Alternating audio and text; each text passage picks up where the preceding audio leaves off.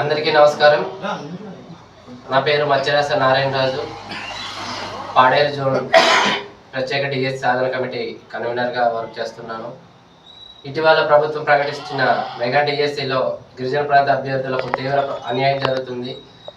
దీనికి అనుగుణంగా మేము గతం నుంచి పలుమార్లు పలు రకాలుగా ప్రభుత్వానికి మా యొక్క ఆవేదన వ్యక్తం చేశాం. అయినప్పటికీ యథావిధిగా డిఎస్సి ప్రాసెస్ అనేటువంటిది కొనసాగుతుంది.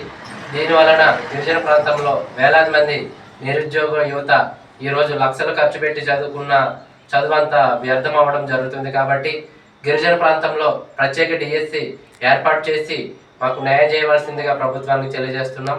అలాగే ఈ మెగా డిఎస్సిలో మా యొక్క పోస్టులను వెంటనే సడలించి మాకు న్యాయం జరపవలసింది. లేని ఎడల ప్రభుత్వానికి మేము ప్రజా సంఘాలుగా ఏకమై ప్రభుత్వానికి ఈ విషయాన్ని వివిధ రకాలుగా ముందుకు తీసుకెళ్తున్నాం.